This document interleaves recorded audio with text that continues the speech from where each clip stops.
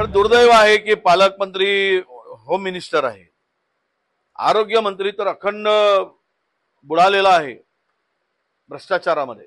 अखंड अनेक अनेक आरोप, मोठमोठे गंभीर आरोप त्यांच्यावर आहेत। ते विषय मागे निघालेत, पुढे निघणार आहे।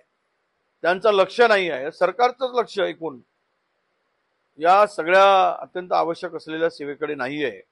यांना टेंडर मधून कमिशन, कमिशन मधून टेंडर, एवढीच त्यांचं सध्या काम चाललेलं आहे। एकमेकावर आरोप करणं, आता सत्तेसाठी वाटेल ते अशा प्रकारचा याचा धंदा सुरू आहे।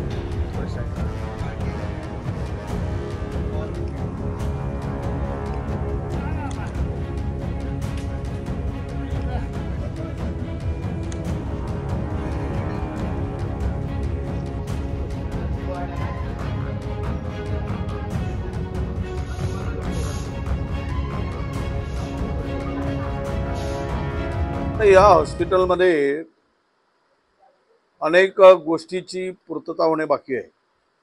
मी आज आढावा घेताना अनेक पेशंटला भेटलो। खरं तर गव्हर्नमेंटने इकडे रिक्रुटमेंट करताना अनेक जागा रिक्त ठेवल्या आहेत।